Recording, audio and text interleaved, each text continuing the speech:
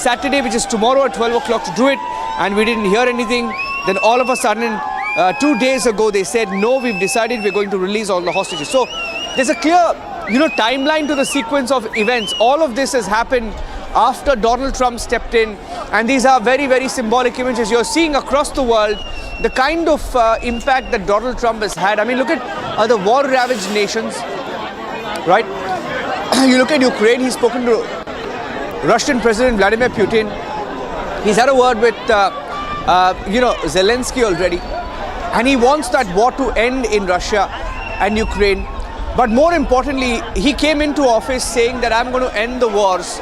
And in Gaza, after taking office, he said to Netanyahu that we will do this together. And he gave a specific warning and a timeline to it, saying that Saturday 12 p.m. is when Hamas will have to release all the hostages, or we will have to do something. He didn't specify what he would do or what Benjamin Netanyahu, who he refers to as Bibi, would do.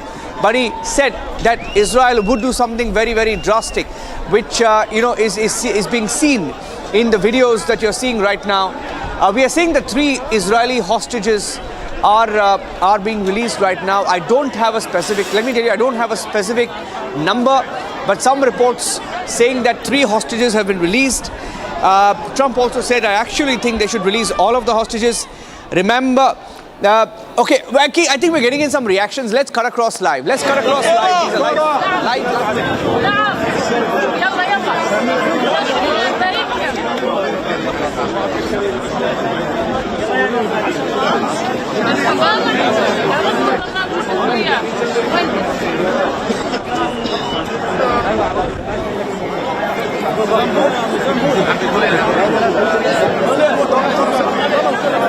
These are reaction, his warning given to the Hamas a few days back, when he said Saturday 12 p.m. is their deadline to release hostages. I'm going to let that be because that's Israel's decision. But as far as I'm concerned, if all of the hostages aren't returned by Saturday at 12 o'clock, I think it's an appropriate time. I would say cancel it and all bets are off and let hell break out. I'd say they ought to be returned by 12 o'clock on Saturday, and if they're not returned, all of them, not in drips and drabs, not 2 and 1 and 3 and 4 and 2. Saturday at 12 o'clock, and after that, I would say all hell is going to break out. Well, I would say this, and I'm going to let that be because that's Israel's decision, but as far as I'm concerned, if all of the hostages aren't returned by Saturday at 12 o'clock, I think it's an appropriate time. I would say cancel it and all bets are off and let hell break out. I'd say they ought to be returned by 12 o'clock on Saturday, and if they're not returned, all of them, not in drips and drabs, not 2 and 1 and 3 and 4 and 2. Saturday at 12 o'clock, and after that. Ladies and gentlemen, it's a little after 11:40 a.m. A little after 11:40 a.m. on Tel Aviv. 11:46. 11:41. I stand corrected. 11:41. That's the local time in Tel Aviv, and Hamas is panicked. Clearly in a state of panic. Has released the hostages. We're taking a short break. Back with these live pictures coming in. What a time to be witnessing the live events. Ladies and gentlemen, Donald Trump gave a 12 p.m. deadline. Terror group Hamas has panicked half an hour before time, releasing the hostages. The state of panic that terror groups are in right now. Take a break, come back with the live coverage.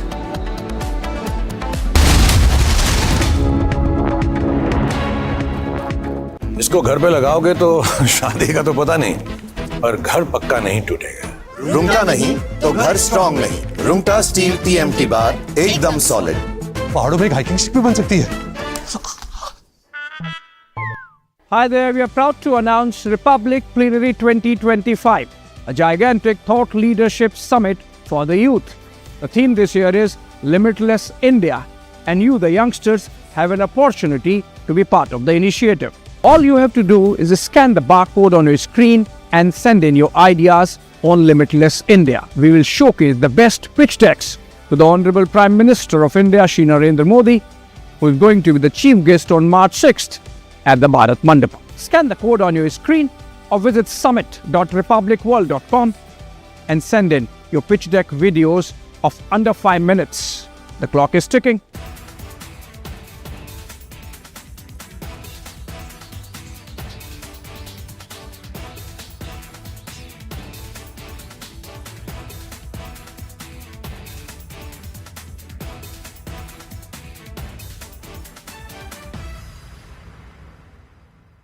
And I would like you to share with us if you think USAID had a role in election interference in the US in 2020 and Indian elections in 2024. So it could have had a role. There were a lot of bad things that happened in 2020. I think bad things happened in 2024, but it was too big to rig. We won by a tremendous margin. We won every swing state. We won the popular vote by millions of votes. So it was too big to rig. But yeah, I think they probably tried. We're looking to go to a system now much different, where one-day voting, voter ID, and we have to do that. And paper ballots. We want paper ballots. And when they do that, we're going to clean it up very, very well. But we had a great 2016. We had a much better 2020 election, but bad things happened. And we had the best of all. We had, they say, the most consequential in history, 129 years, most consequential. So it was a great election. And it gives me a chance to work again with the Prime Minister and India. And we're going to have a great relationship together.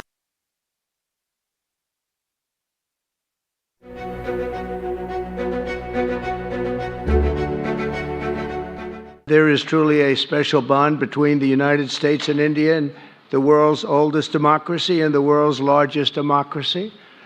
And I believe the world's largest country in terms of the numbers of people. America के लोग राष्ट्रपति Trump के मोटो make America great again यानी मागा से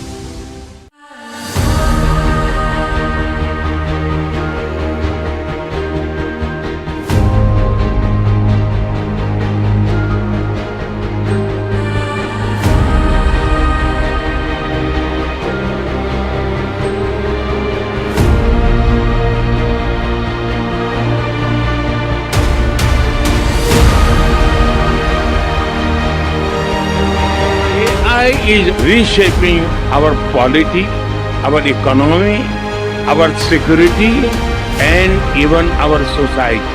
AI is writing the code for humanity in this century.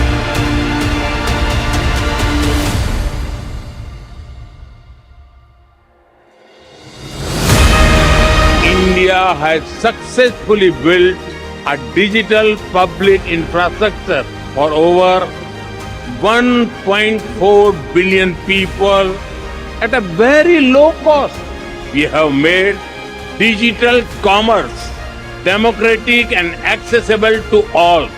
This vision is the foundation of India's national AI mission.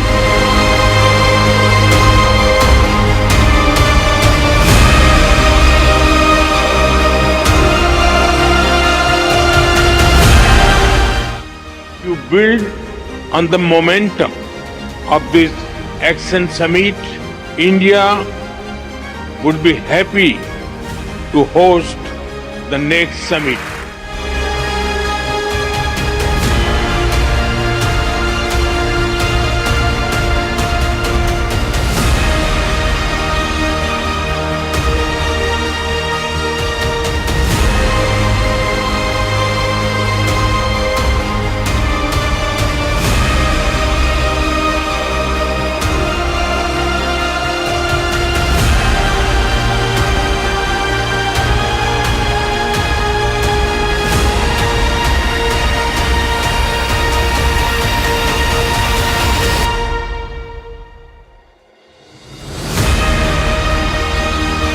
अब सब Bharat France strategic partnership को भी मजबूती दे रहे हैं। अब सब इनोवेट, कोलैबोरेट और एलिवेट उस मंत्र को लेकर के चल रहे हैं।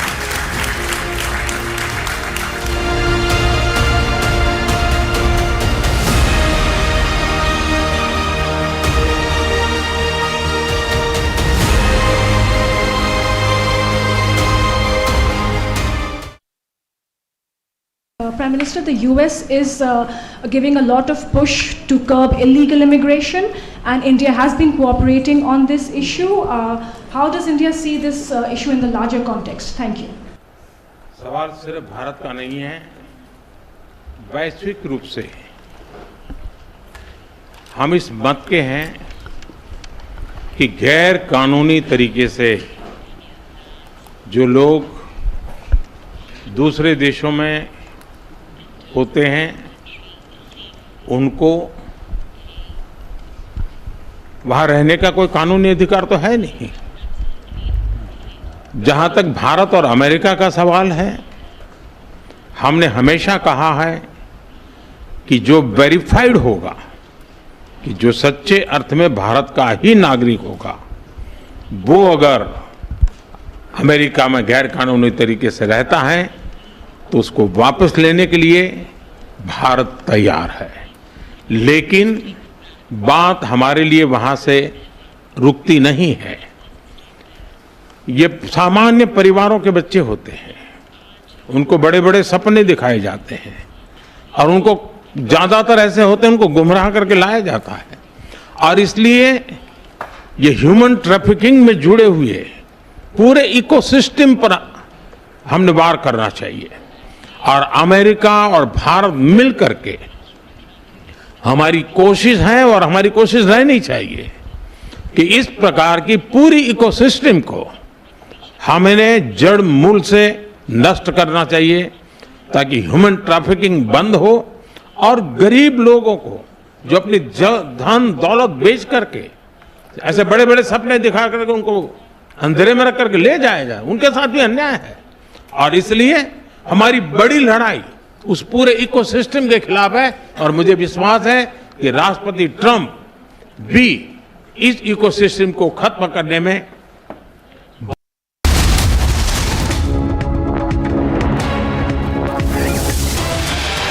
To visuals coming in from Gaza, where the 3 Israeli hostages have been released after Trump's open warning. Niranjan Swami continues to be with us. Niranjan, well, we are seeing visuals coming in of several of the. We understand that there has been a deal also, and many of the Palestinians have also been released in exchange.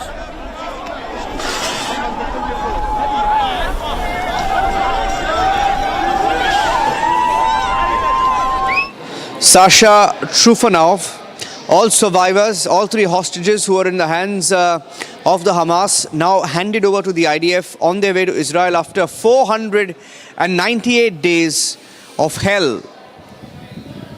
498 days, that's 1.5 years later, they've been released by the Hamas monsters. And that is Sagui Dekelchen, Yair Horn and Sasha Trufanov. All of them are on their way to Israel as we speak. And in the last few days, you've had, pictures being put out, including by Israel, in fact. Israel put out just a tweet about 1 hour back, talking about how Hamas had violently kidnapped their citizens and family members, holding them hostage in unimaginable conditions for almost 500 days. And though some of them are finally home, some more are still being held hostage in Gaza. And that they will not stop, they will not rest until Eitan and every other last hostage is brought home. So it appears, the indication is that there may be some more hostages being held by Hamas, and Israel saying that they are not going to stop till all hostages are now freed. But all of this, all of this has come after a fair bit of warnings that were given by Trump. International campaign against Hamas to expose the brutality of Hamas, the condition in which these hostages were held. Israeli hostages were starved, tortured by Hamas, and including in places like Times Square in New York, billboards were put up reminding the world of the kind of conditions in which Israeli hostages had spent nearly 15 to 18 months in captivity in Gaza. So, this is big, and these are live pictures coming in. And this came after the specific deadline that was given by Donald Trump, the US president, that 12 p.m. Would be the final time, after which he said even he didn't know what Benjamin Netanyahu would do. So these are live pictures. I'm handing it back to you for now. It's a developing story. The moment we have something more, we'll come back to this report. Back to you for now. Right, Hamas, they're releasing these hostages there on Saturday afternoon, and Russian Israeli Alexander Tufanov, Argentine Israeli Yair Horn, and US Israeli Sagui Dekelshen. And Israel, remember, had said that it will resume bombing if the three are not released in time. And a warning also came after Hamas said it was postponing the releases in response to alleged Israeli violations of the ceasefire. But then what happened was Donald Trump, the President of the United States, saying that the ceasefire will be scrapped if Hamas did not release all the hostages held in Gaza by midday on Saturday. But right now we understand at least 3 of them have been released. And of course, there's lots for Trump to be credited. Niranjan continues to be with Niranjan. Also, this sends across a great message to, Bibi as well, Benjamin Netanyahu, the Israeli Prime Minister, because there has been a lot of dragging of the deal and the release of hostages. But when we see the effect Donald Trump's warning had. Well, absolutely. It appears that that was the only trigger because of which they've been now freed. But let me make one more point clear. It appears, if you look at the pictures of these hostages, and I'll see if I can pull out one of the pictures of the hostages holding a sand timer, an hourglass, a sand timer. There were gifts that were given in the hands of these hostages. One of those gifts, what a Palestinian map. One Palestinian map and an hourglass which of course indicates that time is running out. So Hamas is not backing down. And from the tweets of Israel, it appears that there are more hostages. Yeah. This may not be the end of it. We're keeping a close watch. Back to you for now.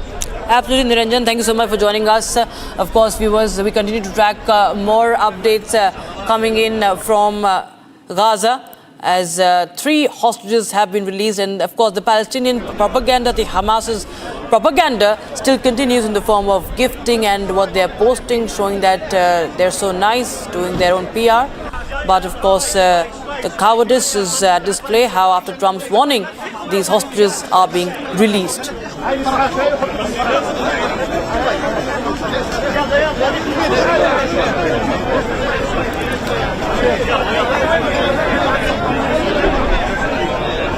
Right, viewers, we will get you more on that, but right now we shift our focus to the other stories that we're tracking.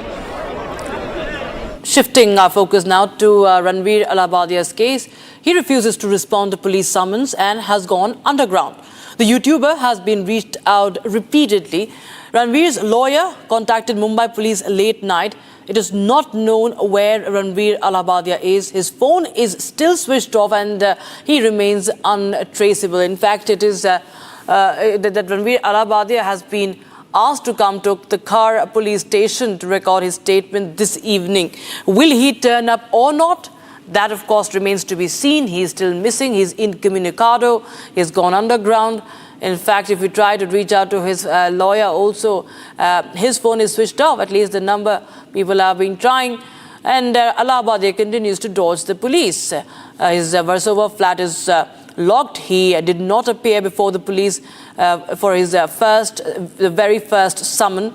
And the second summon was issued for today. That is, he was supposed to be there at the police station and record his statement, but he hasn't turned up yet. And his house is locked, his phone is switched off. He remains unreachable, untraceable.